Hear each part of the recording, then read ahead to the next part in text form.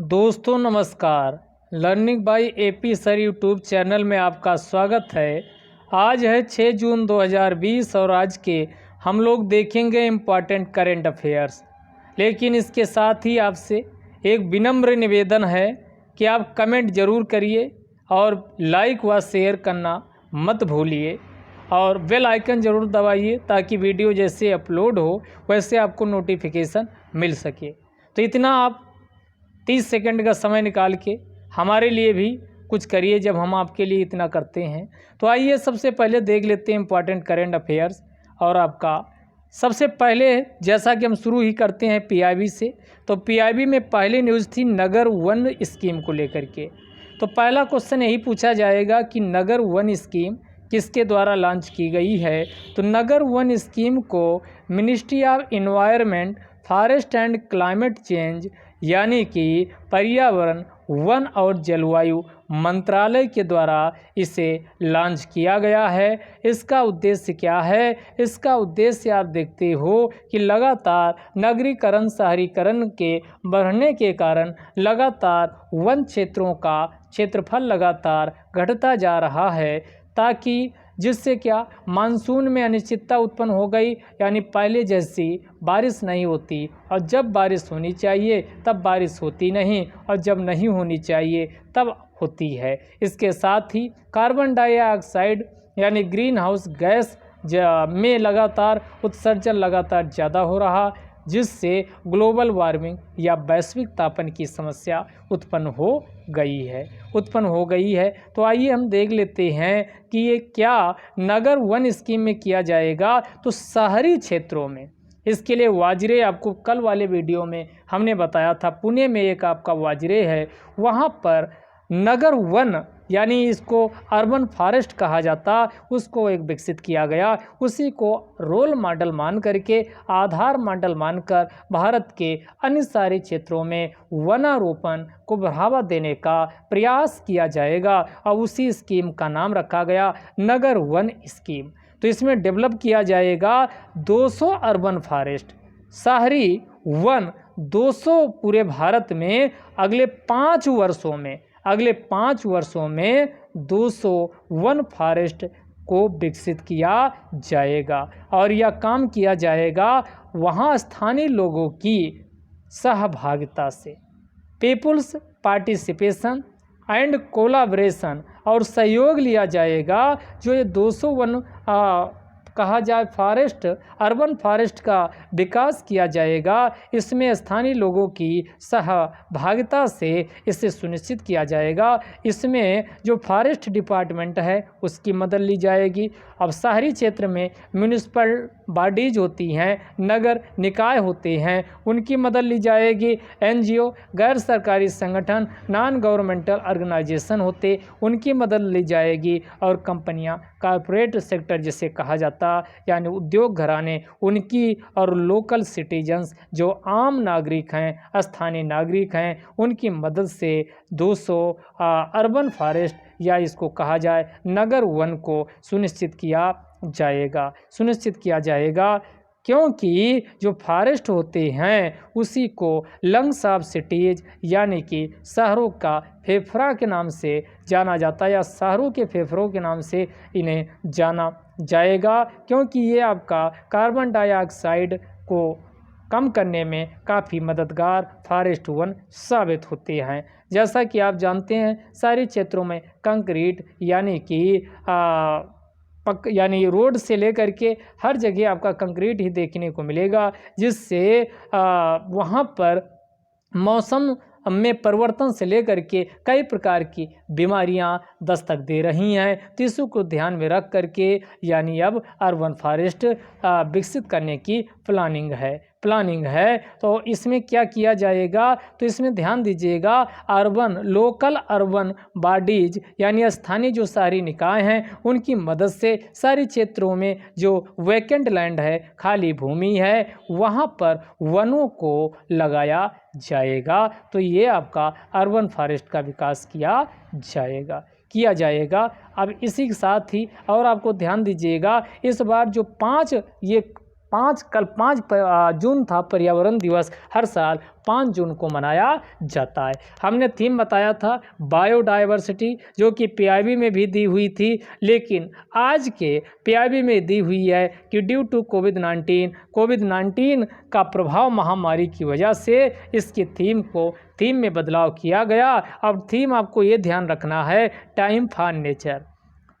Time for nature वो पहले वाली थीम थी बायोडाइवर्सिटी, जो कि पीआईबी में भी मेंशन था, इसलिए हमने पहले जो पीआईबी में आया उसको बताए। अब पीआईबी में एक और आई है थीम 2020, यानी 5 जून को इन्वायरमेंट दिवस मनाया जाता, तो टाइम फॉर नेचर यानी प्रकृति के लिए समय ये थीम रखी गई है। तो ध्यान दीजिएगा, थीम में परिवर्तन हुआ है। इसी के साथ ही आप इसको कोटेशन के रूप में कोई इन्वायरमेंट से रिलेटेड, जलवायु परिवर्तन से इससे आए तो वहाँ यूज कर सकते हो। ये थंब रूल है, यानी एक रूल है क्या कि वी प्रोटेक्ट नेचर, जब हम प्रकृति को संरक्षित करते हैं या बचाते हैं तो नेचर प्रोटेक्ट्स अस, यानी प्रकृति हमें बचाती है। अगर हम पेड़ पौधों को बचाएंगे तो वो पेड़ पौधों से हमको ही फायदा होगा, हमें नुकसान नहीं होगा। इसलिए हमें फ्लोरा व फाना के संरक्षण के लिए, कंजर्वेशन के लिए लगातार प्रयास करना चाहिए।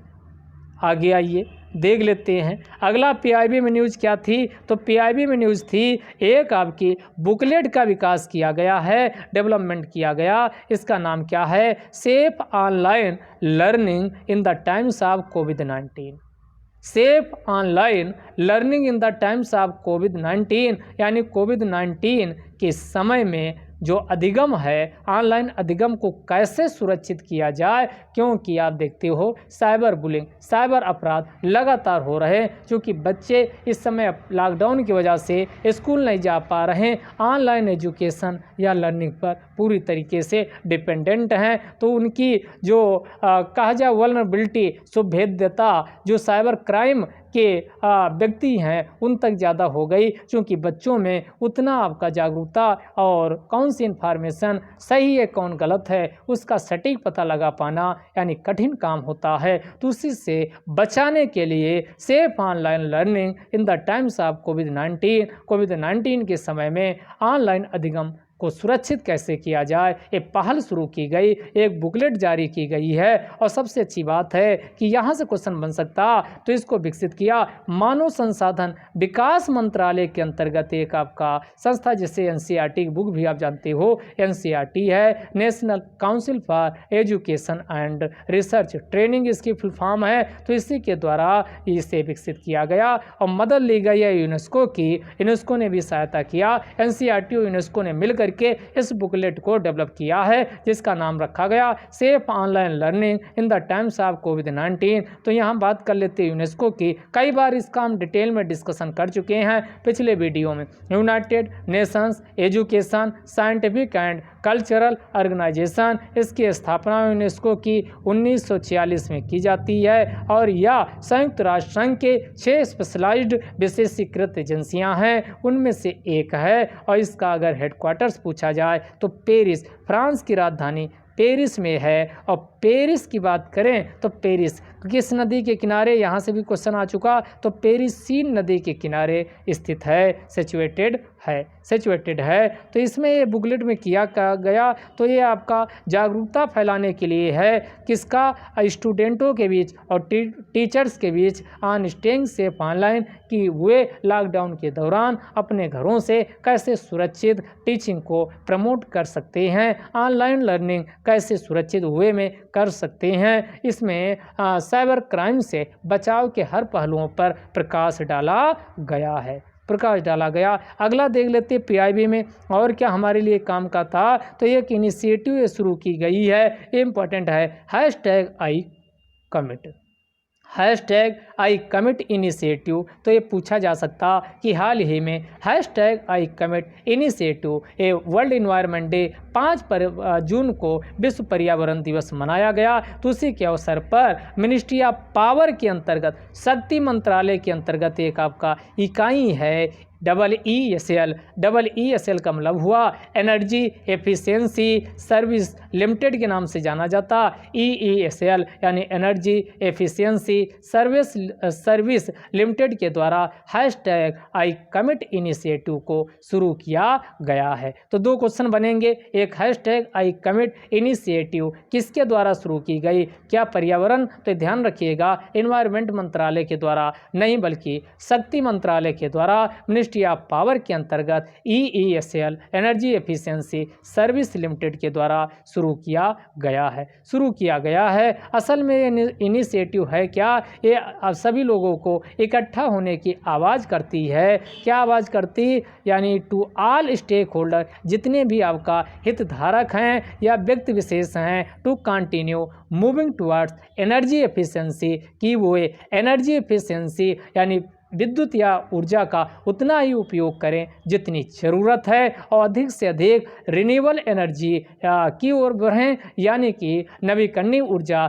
Solar energy, wind energy, biomass energy इत्यादि जैसे स्रोतों से ऊर्जा प्राप्त करने का प्रयास करें और ऊर्जा को सस्टेनेबिलिटी यानी वहनीयता या धारणीयता की ओर ले जाएं, जिससे कि ऊर्जा क्षेत्र भारत में एक रोबस्ट, मजबूत व रेजिलिएंट यानी लोचशील ऊर्जा सिस्टम का भविष्य में विकास किया जा सके, सृजन किया जा सके, उस पे ये आपके फोकस करती है। और इसके अलावा इसी पहल में क्या क्रिएशन होगा, flexible and agile power system, यानी फ्लेक्सिबल का मतलब हुआ जिसमें आपका कमी या ज़्यादा मात्रा में परिवर्तन किया जा सके। एजाइल का मतलब हुआ बिल्कुल यानी दुरुस्त पावर सिस्टम हो, ताकि किसी भी प्रकार का हमें मुश्किलात का सामना ना करना पड़े। तो ये इनिशिएटिव क्या क्या प्रमोट करेगा, तो ये कई अभियान शुरू किए गए हैं, उनको प्रमोट करने के लिए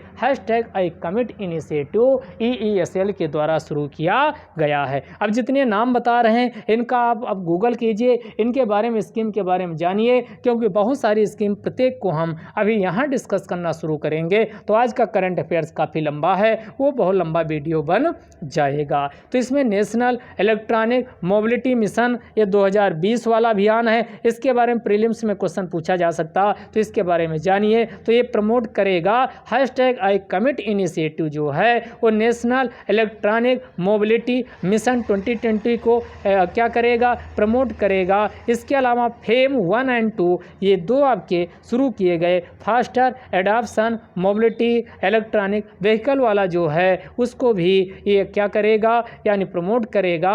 इसमें फेम के अंतर्गत ऑनलाइन व्हीकल जो आपके इलेक्ट्रिक जो व्हीकल होते, इलेक्ट्रॉनिक व्हीकल को ज़्यादा से ज़्यादा अडॉप्ट करने की प्रयास किया जाता है। तो फेम 1 व फेम 2 को दीनदयाल उपाध्याय ग्राम ज्योति योजना, तो दो आपको यहाँ भी बता दिए, national electrical mobility mission 2020 fame 1 व 2 दीनदयाल उपाध्याय ग्राम ज्योति योजना, 3 स्कीम हो गई। चौथी उदय है, उदय से क्वेश्चन IAS में पूछा जा चुका, तो उदय आपका यानी उज्ज्वल डिस्कॉम एश्योरेंस योजना, यानी उदय आपकी हो गई। उसके अलावा सौभाग्य योजना, इन सब के बारे में आप गूगल कीजिए आराम से, इनको कौन मिनिस्ट्री लॉन्च किया है, क्या टारगेट है, यानी कितना ये सक्सेसफुल रही, इनके बारे में जानिए, क्योंकि प्रीलिम्स व मेंस दोनों के पॉइंट ऑफ व्यू से ये स्कीम इम्पॉर्टेंट है। तो पहला हमने कहा national electrical mobility mission 2020 fame 1 व फेम 2 दीनदयाल उपाध्याय ग्राम ज्योति योजना, उदय अर्थात उज्ज्वल डिस्कॉम एश्योरेंस योजना, सौभाग्य योजना। अगला है आपका अटल अजय के अंतर्गत AJAY, आगे बात करेंगे। तो अजय में एक पहला जो कंपोनेंट है अटल डिस्ट्रीब्यूशन सिस्टम इम्प्रूवमेंट इस योजना, यानी अटल डिस्ट्रीब्यूशन सिस्टम इम्प्रूवमेंट योजना। अजय की फुल फॉर्म नहीं बल्कि अजय की दूसरी आगे आएगा, तो उसी का एक कंपोनेंट है अटल डिस्ट्रीब्यूशन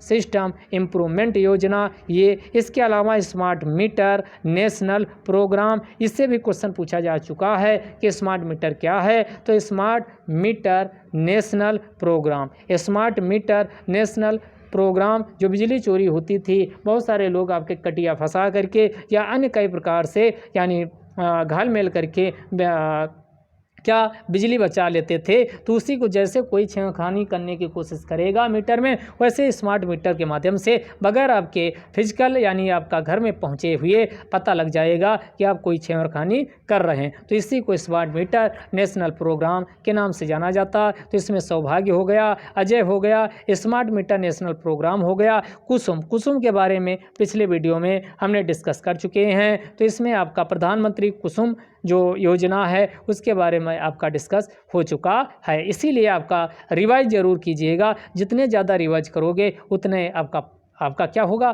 फ़ायदा होगा। तो ये ध्यान में रखिएगा। अगला सोलर पार्क्स यानी सोलर पार्क को स्थापित किया जाए। अगला है ग्रिड कनेक्टेड रूफटॉप, यानी ग्रिड के माध्यम से जो छत पे, रूफ का मतलब छत होता है, उस पे आपका सोलर एनर्जी प्राप्त करने का प्रयास किया जाए। तो सोलर पार्क को स्थापित किया जाए। ग्रिड कनेक्टेड रूफटॉप, उसके बाद उजाला का मतलब LED जो आपके होते हैं वो सभी के लिए उजाला, उसके लिए फुल फॉर्म उजाला की है। Unnat Jyoti by affordable LED for all. Ujala यानी एक आपका उज्ज्वला दूसरी है, उजाला दूसरी, दोनों में कंफ्यूज मत हो जाइएगा। Unnat Jyoti by affordable LED for all. इसके बाद अजय की फुल फॉर्म है अटल ज्योति योजना, यानी अजय को क्या किया जाए, इन सभी योजनाओं को #I कमिट प्रमोट करेगा, प्रोत्साहित करेगा। अब आपका समझ में आ गया होगा। तो इतनी स्कीम के बारे में आप कभी भी मेंस का क्वेश्चन आए या निबंध दिखाना हो कि कैसे कैसे आपका एनवायरनमेंट को बचाने के लिए सरकार कौन कौन से प्रयास कर रही हैं, तो इन स्कीमों का आप जिक्र कर सकते हो। या गरीबी से निकालने के लिए, या जहाँ तक विद्युत की पहुँच नहीं है वहाँ तक विद्युत की पहुँच सुनिश्चित करने के लिए कौन से पहल किए गए हैं, तो इन स्कीमों का वहाँ जिक्र किया जा सकता। तो कौन कौन आपको बताए, national electrical mobility mission 2020, fame 1 हुआ, फेम 2, फिर आपका बताए अगला सौभाग्य के बाद आपका उज्ज्वला का मतलब आप देख ही चुके हो, आपका उज्ज्वला आपकी हो गई। उसके बाद आपका स्मार्ट मीटर नेशनल प्रोग्राम, प्रधानमंत्री कुसुम योजना, solar park, grid connected rooftop योजना, उसके बाद आपका अटल ज्योति योजना इत्यादि जैसी, और पंडित दीनदयाल उपाध्याय ग्राम ज्योति योजना इत्यादि को ये प्रमोट करेगा। तो इसी के बाद अगला देख लेते हैं EESL यानी एनर्जी एफिशिएंसी सर्विस लिमिटेड, जो कि मिनिस्ट्री ऑफ एनर्जी के अंतर्गत एक आपका इकाई है। तो EESL पूछा जा सकता, और साथ में यानी अमेरिका का एक इकाई है। कौन, US यानी यूनाइटेड स्टेट्स ऑफ अमेरिका। तो उसी के द्वारा USA के द्वारा USAID इंटरनेशनल डेवलपमेंट, इसी की फुल फॉर्म है। तो United Nations agency for international development इसकी फुल फॉर्म है। तो ये आपका EESL प्लस USAID ने मिल करके भारत में एक पहल की शुरुआत की है। उसी पहल का नाम क्या है, healthy and energy efficient building initiative. तो पहला क्वेश्चन यही पूछेगा, healthy and energy efficient building initiative किसके द्वारा शुरू किया गया, तो healthy and energy efficient building initiative EESL यानी मिनिस्ट्री ऑफ पावर व USAID के द्वारा शुरू किया गया है। तो अब जान लेते हैं इसमें किया क्या जाएगा। इसमें जो बिल्डिंग होते हैं उनको, यानी वर्क प्लेस होते हैं, जो कार्यस्थल होते हैं, उनको हेल्दियर स्वस्थ बनाया जाएगा एंड ग्रीनर और हरा भरा यानी कि जलवायु इको फ्रेंडली बनाया जाएगा। इसमें USAID का एक अभियान है, वो इसमें कार्य कर रहा है, उसी को मैत्री के नाम से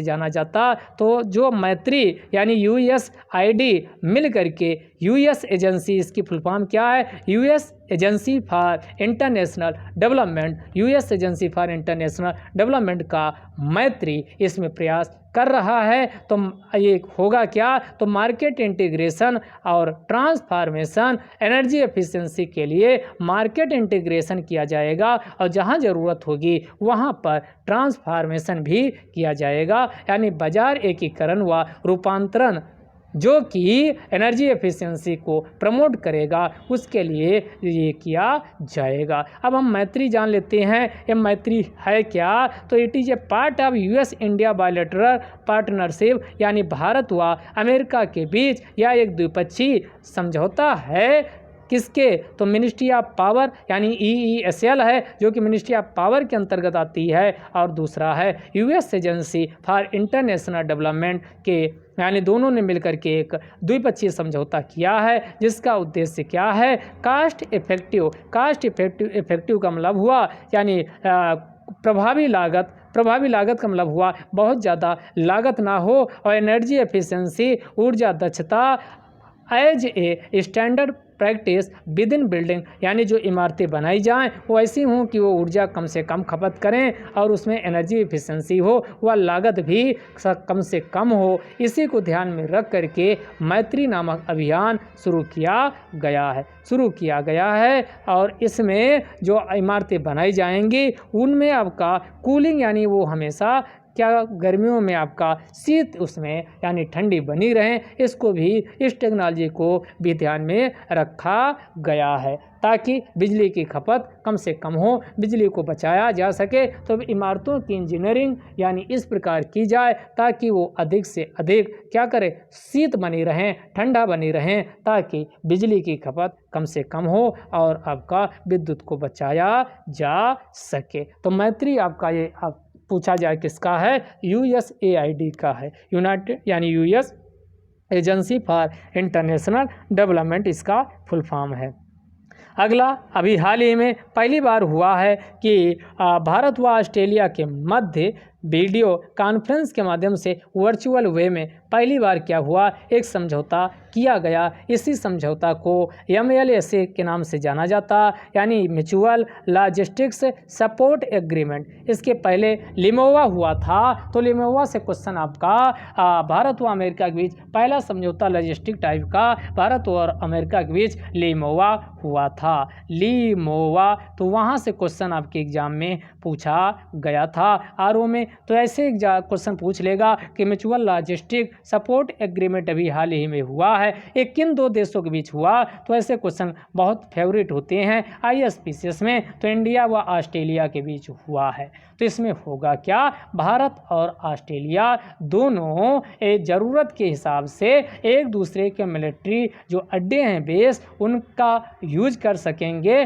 फॉर लॉजिस्टिक सपोर्ट और लॉजिस्टिक सपोर्ट के लिए। तो लॉजिस्टिक सपोर्ट के लिए एक दूसरे के मिलिट्री बेसिस तक एक दूसरे की पहुंच सुनिश्चित हो जाएगी। ये पहली बार है कि वर्चुअल बायलैटरल समिट का आयोजन किया गया जिसमें भारतीय प्रधानमंत्री नरेंद्र मोदी साहब और इनके समकक्ष काउंटर पार्ट यानी ऑस्ट्रेलिया के प्रधानमंत्री स्कॉट मॉरिसन के मध्य समझौता हुआ है। तो हम समझ लेते हैं समझौते से क्या होगा, तो समझौते से तो ये समझौता क्या करेगा, रेसिप्रोकल एक्सेस करेगा। रेसिप्रोकल एक्सेस का मतलब हुआ, मान लो ये आपका समझिएगा, ये आपका भारत है, यहाँ भारत कोई अड्डा एक बना रखा और इसके बाद ये ऑस्ट्रेलिया है और नीचे बना लेते, ये मान लो काफ़ी दूर है तो ऑस्ट्रेलिया बीच में ये अपना कोई अड्डा बना रखा। तो मान लो भारत का कोई जहाज़ गया समुद्र में और उसको कोई भी तेल या अन्य ईंधन से लेकर के अन्य भी खाने पीने या किसी भी प्रकार की ज़रूरत है, तो यहाँ इसे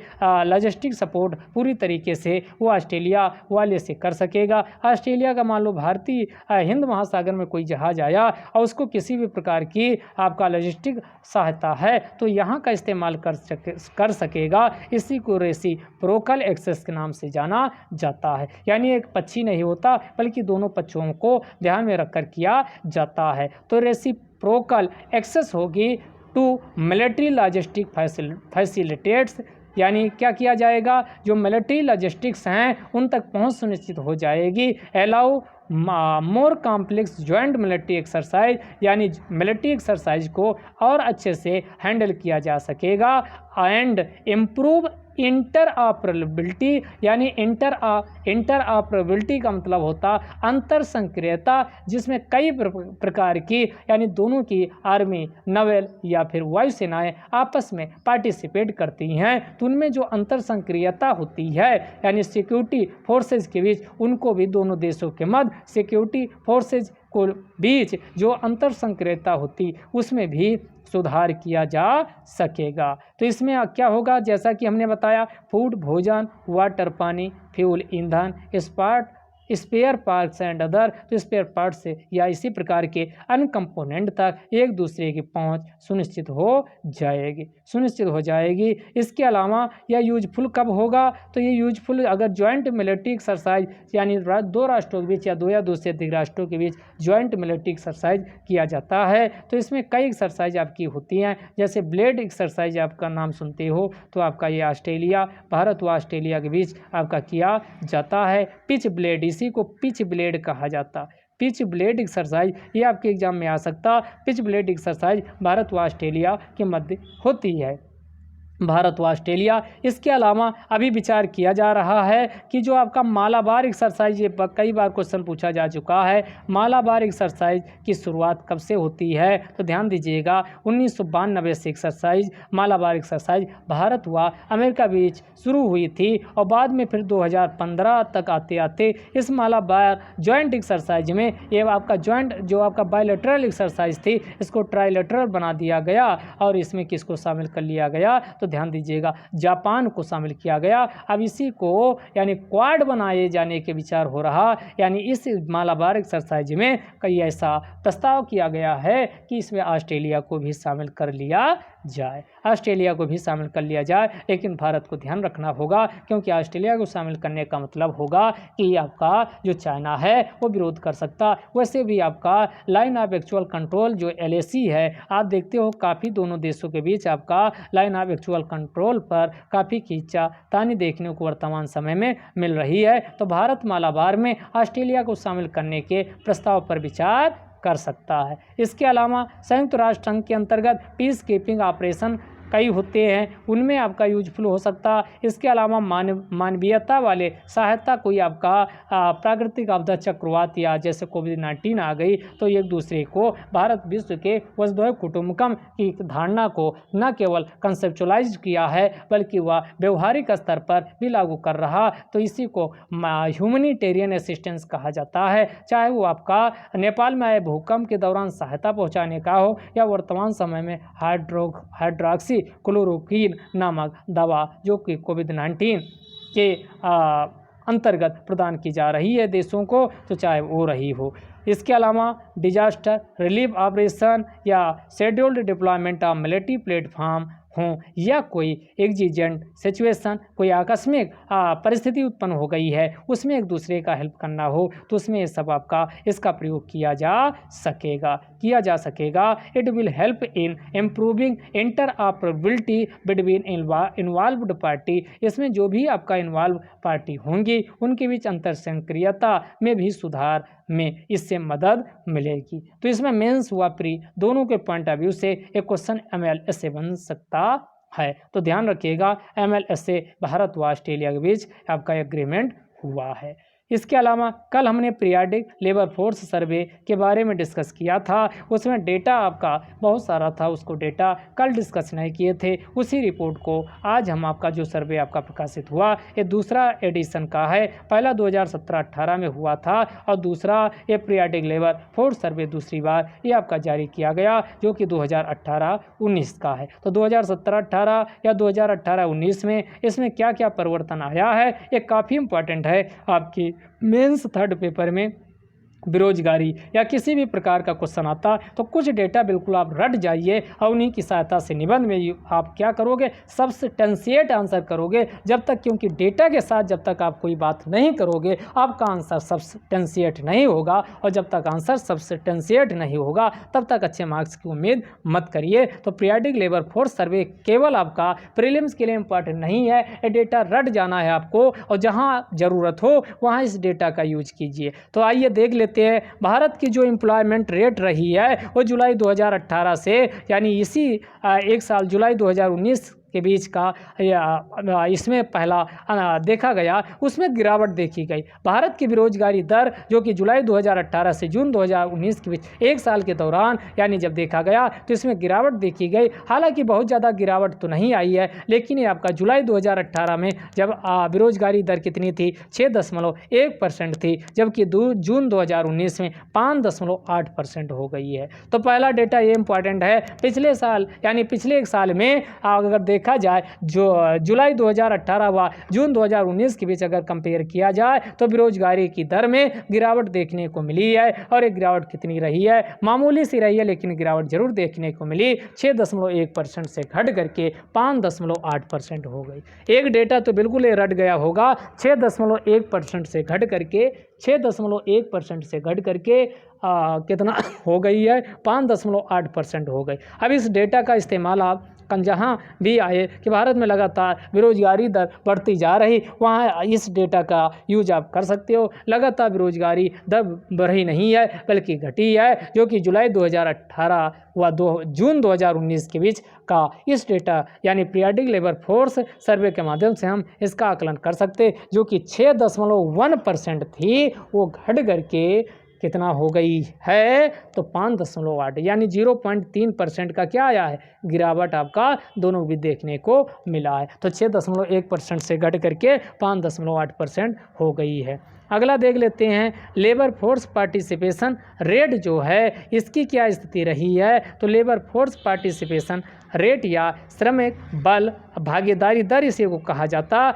ये 2017-18 व 2018-19 लगभग 2 सालों के बीच कंपेयर किया गया। तो 2017-18 व 2018-19 में हम कंपेयर करने वाले ये इंक्रीज हुआ है, यानी लेबर फोर्स पार्टिसिपेशन रेट जो श्रम में लगे जनसंख्या का अनुपात है वो लगातार क्या हुआ, इंक्रीज हुआ है। 2017-18 2018-19 में किया देखा जाए तो 36.9% आपका क्या था, 36.9% 2017-18 में था लेबर फोर्स पार्टिसिपेशन रेट, और 2018-19 में यह 37.5% हुआ, यानी कितना इंक्रीज हुआ, 0.6%।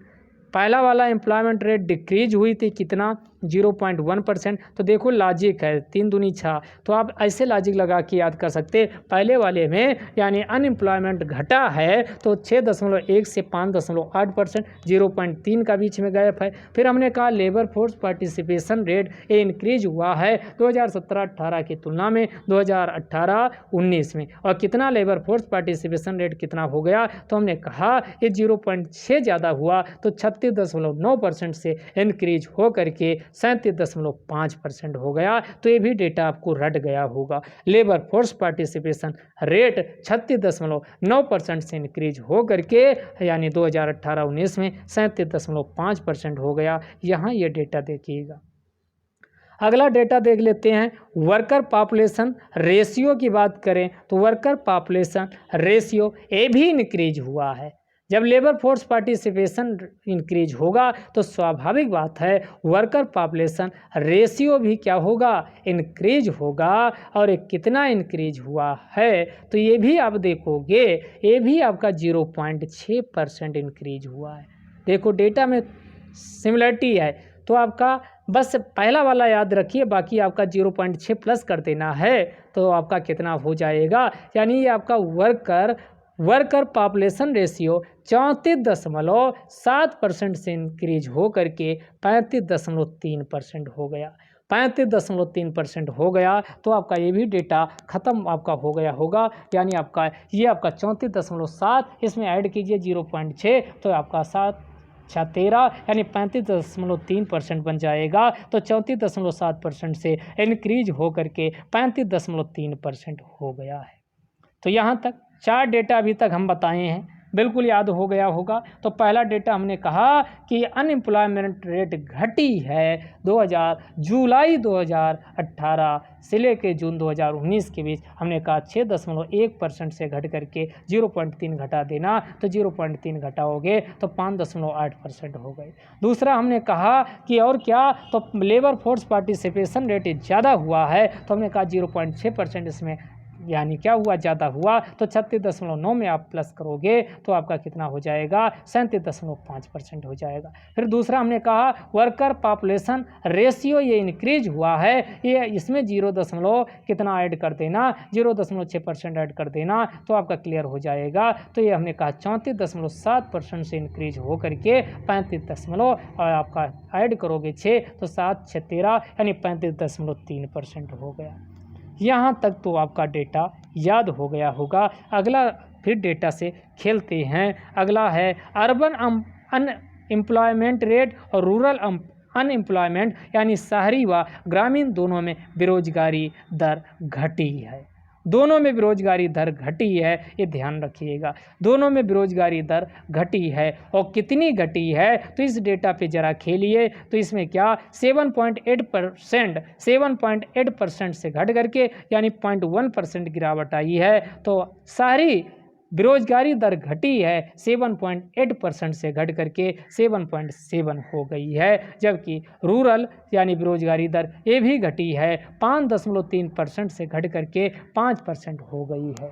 तो शहरी व ये भी डेटा बहुत जगह इस्तेमाल होगा, ये आपका सरकारी डेटा है, तो इसका भरपूर इस्तेमाल मेंस के आंसर में कीजिए। तो इसमें अगर शहरी व ग्रामीण बेरोजगारी दर की बात आए तो 7.8% से शहरी वाला यानी ज़्यादा होना चाहिए, तो ज़्यादा है भी। तो ये कितना, तो ये आपका 7.8% से घट करके ये 7.7% हुआ, जबकि शहरी वाला यानी ये 2 का गैप है तो 5.3% से घट करके 5 2 7 ऐसे आप मोटा मोटा याद रखिए, 2 का बीच में गैप है तो आपका एक याद रहेगा, दूसरा आ जाएगा। 5.3% से घट के 5% आपका हो गया है। अब हम बात करें फीमेल पार्टिसिपेशन रेट की, महिला भाग्य यानी female labour force participation rate की, महिला की भागीदारी क्या घटी है, क्या इंक्रीज हुई। तो महिला चाहे वो शहरी क्षेत्र में हो चाहे ग्रामीण क्षेत्र में, दोनों में इंक्रीज हुई है। और कितना इंक्रीज हुई है, तो ध्यान दीजिएगा, ये 17.5% से इंक्रीज हो करके कितना हो गया, यानी कि 18.6%। 18.6% ये इंक्रीज हुआ है। तो कितना इंक्रीज हुआ है, तो आपका यानी 1.1% इंक्रीज हुआ है। 1.1% इसमें इंक्रीज हुआ यानी फीमेल पार्टिसिपेशन रेट में। शहरी व ग्रामीण दोनों क्षेत्रों में इंक्रीज हुआ है। तो कितना 17.5% में 1.1 घटाओगे, 17 1 18, 5 पे 1 ऐड करोगे तो 17 सर है, 17 था तो ये 18.6% यानी हो गया है। अब आगे देख लेते हैं। अगला, ग्रामीण क्षेत्र में एक कामगार 45 घंटे उसको रोजगार प्रति सप्ताह की बात करें तो कार्य करने के घंटे कितने, ग्रामीण क्षेत्र में 45 घंटे रहे हैं, जबकि नगरीय क्षेत्र में 50 घंटे उसे काम करने का अवसर प्राप्त हुआ। तो ये भी आपका क्लियर हो गया होगा, यानी ग्रामीण क्षेत्र में कम रोजगार के अवसर हैं 45 घंटे, नगरीय क्षेत्र में एक कामगार यानी सप्ताह में 50 घंटे काम किया है। अगला 2018-19 में यानी ये डेटा की बात की गई, ग्रामीण परिवार की आय का प्रमुख स्रोत यानी कितने लोग ग्रामीण परिवार की बात कर रहे हैं। तो ग्रामीण परिवार जो सेल्फ एम्प्लॉयमेंट हैं यानी स्वरोजगार हैं, वो कितना है, 51.7%। ग्रामीण क्षेत्र में ज़्यादा से ज़्यादा लोग स्वरोजगार होते हैं। आप ऐसे भी आप देखिए 2018-19 का डेटा बता रहा कि ग्रामीण परिवार में 51.7% लोग स्वरोजगार हैं, जबकि 51.7% लोग क्या हैं, ग्रामीण क्षेत्र में स्वरोजगार हैं। 51.7% लोग ग्रामीण क्षेत्रों में स्वरोजगार हैं, जबकि 25.1% लोग यानी इसके आधे मान लीजिए 51 का आधा कितना 25.1% लोग क्या हैं, इनको कैजुअल वेजेज यानी आकस्मिक, कभी कभी काम मिल गया ग्रामीण क्षेत्र में, कभी नहीं मिला, तो ये आकस्मिक मजदूरी वाले हैं। अब इसका भी फिर आधा कर दीजिए तो आपका 13.1%, 13×26 लगभग आपका आधा है, तो आप ऐसे ध्यान रहेगा 13.1% लोगों को नियमित मजदूरी प्राप्त हुई है। तो डेटा क्या बताता है, तो हमने क्या कहा 51.7 यानी 13×26 उससे कम ही है, तो आप ऐसे याद कर सकते हो 51.7% लोग ग्रामीण परिवार के आय का प्रमुख स्रोत क्या है, स्वरोजगार है, सेल्फ एम्प्लॉयमेंट है। जबकि 25.1% लोग ग्रामीण लोगों का जो रोजगार है वह उनको आकस्मिक मजदूरी, कभी काम मिला कभी नहीं मिला, वो वाली स्थिति है, और 13.1% लोगों को नियमित मजदूरी प्राप्त होती है। तो 51.7% लोग को स्वरोजगार, उसके बाद 25.1% लोग को कैजुअल वेजेज आकस्मिक मजदूरी, और 13.1% लोगों को नियमित मजदूरी प्राप्त होती है। अब जरा बात कर लेते हैं शहरी क्षेत्रों की। यही स्थिति 2018-19 की शहरी क्षेत्रों में हम लोग देख लेते हैं, तो इसमें ध्यान दीजिएगा, इसमें डेटा में काफ़ी हेर फेर है, क्योंकि शहरी क्षेत्र में नियमित मजदूरी वाले सबसे ज़्यादा हैं। शहरी क्षेत्र में नियमित मजदूरी वाले सबसे ज़्यादा हैं, उसके अलावा आकस्मिक मजदूरी वाले सबसे कम हैं। जबकि शहरी क्षेत्र में भी अच्छा खासा रेशियो क्या है, सेल्फ एम्प्लॉयमेंट का है, तो 31.8% लोग को सेल्फ एम्प्लॉयमेंट है। शहरी क्षेत्र में, नगरीय क्षेत्र में 31.8% लोग यानी क्या हैं, आपका सेल्फ एम्प्लॉयमेंट है। आकस्मिक मजदूरी किसको मिली है, 11% लोगों को, जबकि 42.8% लोगों को नियमित मजदूरी प्राप्त होती है। नियमित मजदूरी प्राप्त होती, तो 31.8% सेल्फ एम्प्लॉयमेंट है, 31.8% लोग सेल्फ एम्प्लॉयमेंट है।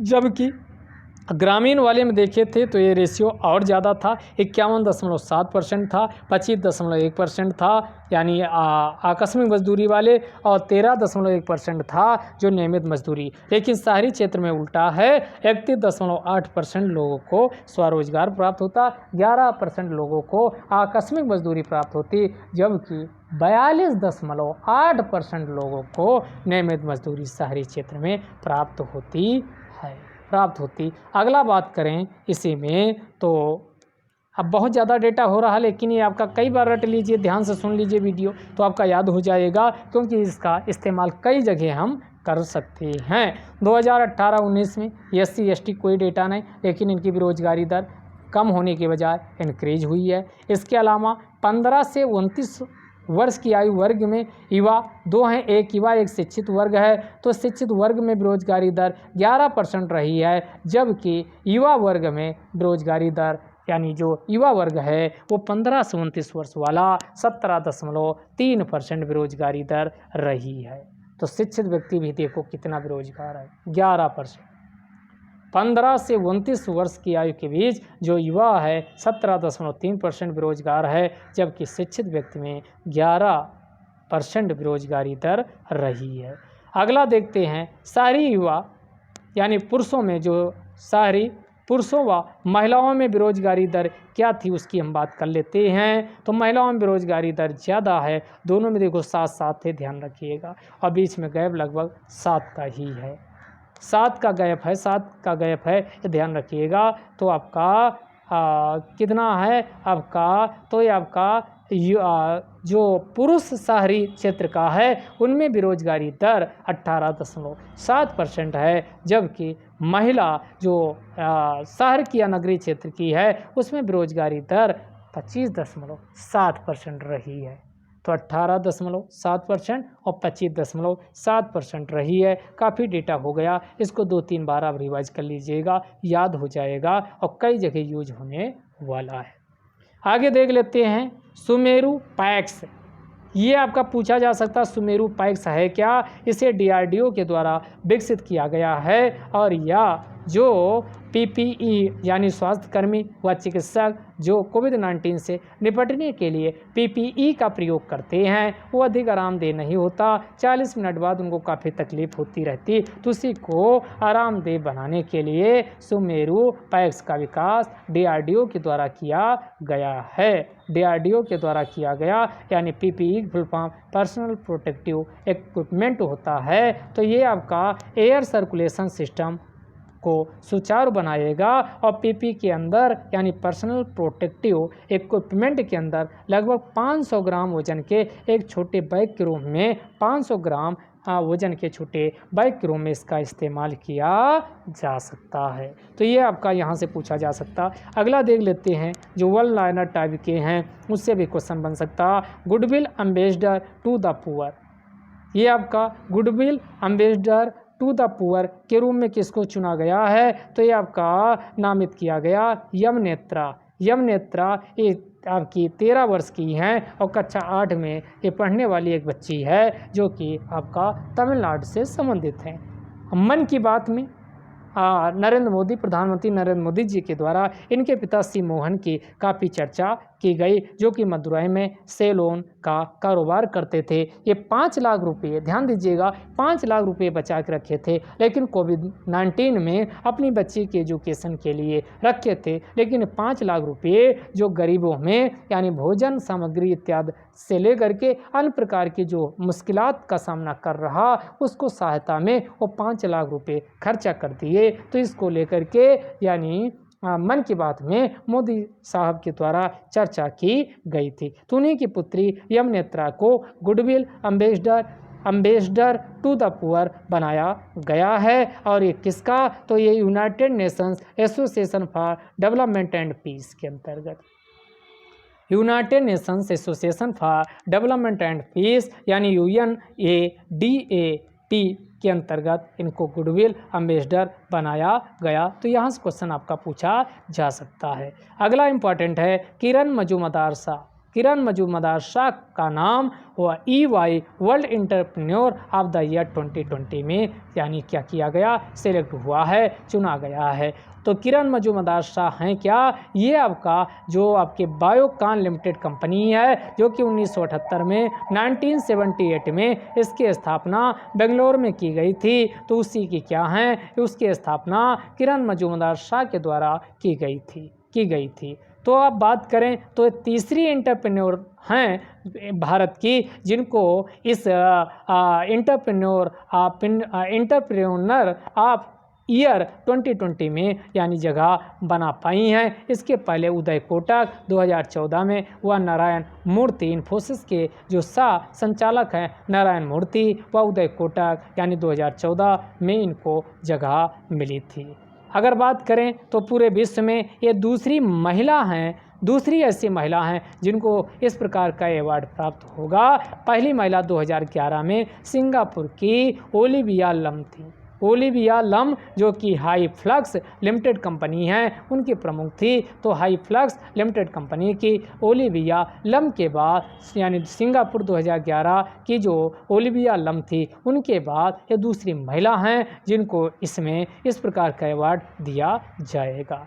अन्य बात करें जो चर्चा में था ये सोडर यानी SODA सोडर नामक ऐप को लेकर के था। तो ये गूगल के द्वारा, पहला क्वेश्चन ये पूछा जाएगा कि सोडर नामक ऐप या सोडर नामक ऐप किसके द्वारा विकसित किया गया? तो गूगल के द्वारा विकसित किया गया। और किसके लिए है? तो कोविड-19 के दौरान इससे बचाव करने का एक ही उपाय है, 1 मीटर की मिनिमम डिस्टेंस को मेंटेन किया जाए। तो सोशल डिस्टेंसिंग को मेंटेन करने के लिए सोडर नामक ऐप को गूगल के द्वारा क्या किया गया? विकसित किया गया है। अगला देख लेते हैं कोविड-19 पर एक पुस्तक लिखी गई, एक मोस्ट इम्पॉर्टेंट है behind the mask. Behind the mask की आपका नामक पुस्तक लिखी गई। तो इससे क्वेश्चन पूछा जा सकता है बिहाइंड द मास्क नामक कोविड-19 पर किसने पुस्तक लिखी है? तो इस पुस्तक को लिखा है मोहम्मद अब्दुल मन्नान के द्वारा। मोहम्मद अब्दुल मन्नान के द्वारा बिहाइंड द मास्क नामक पुस्तक को लिखा गया है जो कोविड-19 पर आधारित है। अगला देख लेते हैं और क्या इंपॉर्टेंट था। तो कृष्णेंदु मजूमदार को बाफ्टा का नया चेयरमैन बनाया बनाया गया। बाफ्टा की फुल फॉर्म क्या है? British academy of film and television arts. BAFTA की फुल फॉर्म है British academy of film and television arts. तो इसका चेयरमैन ये कृष्णेंदु मजूमदार को बनाया गया और ये पिप्पा हैरिस का स्थान लेंगे। अगर बात करें कृष्णेंदु मजूमदार, ये पहले अश्वेत यानी काले व्यक्ति हैं जिनको पहली बार हुआ कि फर्स्ट पर्सन कलर यानी का अश्वेत व्यक्ति हैं जिनको बाफ्ता का अध्यक्ष बनाया गया। अगर बाफ्ता की बात करें तो बाफ्ता की स्थापना, जो हालांकि फुल फॉर्म बताई दिए, British academy of film and television arts है। इसकी स्थापना 1947 में की गई थी और इसका हेडक्वार्टर्स लंदन है। हेडक्वार्टर्स बाफ्ता का कहाँ है? लंदन है।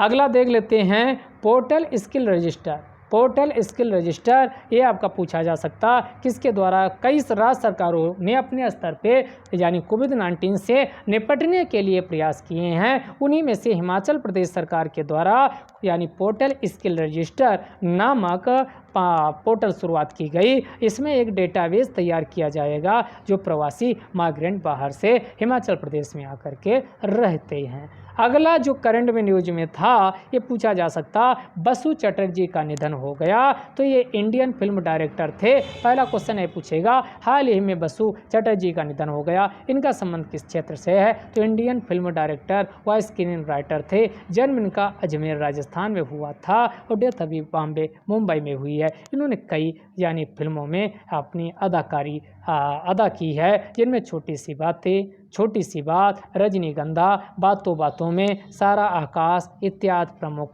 फेमस इनकी फिल्में रही हैं। अगला जो इम्पोर्टेंट था कि अभी जल जीवन मिशन चल रहा, तो जल जीवन मिशन में 2021 तक हमने कहा था असम में सभी घरों में यानी नलों के माध्यम से क्या किया जाएगा, पानी स्वच्छ व सब तक पानी क्वालिटेटिव वाटर पहुंचाने का प्रयास किया जाएगा। उसी में 2023 तक जल जीवन मिशन के अंतर्गत ही सभी घरों को नल कनेक्शन के माध्यम से जल उपलब्ध कराने का पहल की गई है और ये 2023 तक पूछा जाए, 21 तक असम और 23 तक अरुणाचल प्रदेश हो जाएगा। और अरुणाचल प्रदेश ने कोविड-19 से करंट में चर्चा में रहा एक आपका ऐप भी लॉन्च किया है कोविड-19 से निपटने के लिए, उसी को मी बडी कहा जाता। तो राज्य स्तर की सरकारों के स्तर पर भी काफ़ी प्रयास किए गए हैं, तो ये भी आपका पता होना चाहिए। अगला देख लेते हैं केरल सरकार के द्वारा दिसंबर 2020 तक हाई स्पीड इंटरनेट उपलब्ध कराने के लिए के फान को लॉन्च किया गया। तो पूछा जा सकता है कि दिसंबर 2020 तक यानी हाई स्पीड इंटरनेट की सुविधा उपलब्ध कराने के लिए के फान किसने लॉन्च किया? केरल सरकार के द्वारा लॉन्च किया। के फान की फुल फॉर्म है केरल फाइबर ऑप्टिक नेटवर्क। इसे किसके द्वारा? तो बेल के द्वारा भारत इलेक्ट्रॉनिक्स लिमिटेड के द्वारा निर्मित किया जाएगा। अगला देख लेते हैं, अगला क्या न्यूज में था, तो ये ह्यूरून इंडिया आर्ट लिस्ट जारी की गई 50 व्यक्ति की। तो 50 व्यक्तियों में भारत के सबसे टॉप जो किए हैं वो अनीस कपूर हैं, जिनकी टोटल सेल जो बिक्री हुई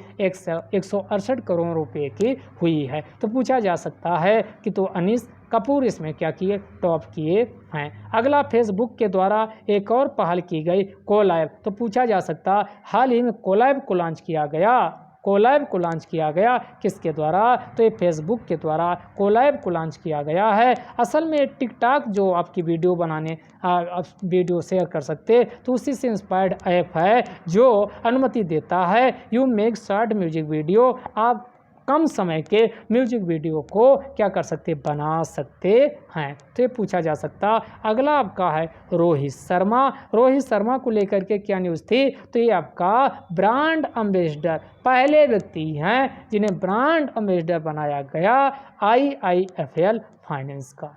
पहले व्यक्ति रोहित शर्मा हैं जिन्हें IIFL का क्या बनाया गया? IIFL फाइनेंस का ब्रांड एम्बेसडर बनाया गया है। तो ये पिक है बिहाइंड द मास्क, जिसे हमने कहा था अब्दुल मन्नान के द्वारा ये पुस्तक लिखी गई है। मोहम्मद अब्दुल अब्दुल मोहम्मद मन्नान ऊपर लिखा हुआ, इन्हीं के द्वारा ये बुक लिखी गई है। दूसरी ये आपका ये मजूमदार हैं, मजूमदार शाह हैं। ये मजूमदार शाह जिनको आपका दूसरी आपकी महिला हैं जिनको आपका एंटरप्रेन्योर ऑफ द ईयर 2020 चुना गया है। ये आपका कृष्णेंदु साहब हैं, कृष्णेंदु मजूमदार हैं, जिसे बाफ्ता का क्या बनाया गया, चेयरपर्सन बनाया गया है। ये अनीस कपूर हैं जो आपका टॉप 20 में टॉप किए हैं। 168 करोड़ रुपए का इनको क्या मिला है, यानी सेल इनकी हुई है। अगला ये आपका कौन व्यक्ति हैं, पिक में देखिए, आपका पेज से लग रहा होगा, बसु चटर्जी हैं, जिनका हाल ही में फिल्म डायरेक्टर व स्क्रीन राइटर थे, इनकी डेथ हो गई है। तो इसी के साथ आज का ये डिस्कशन समाप्त होता है। अगर कोई आपका सुझाव है तो बिल्कुल कमेंट बॉक्स में लिखिए। कल फिर मिलेंगे, तब तक के लिए धन्यवाद।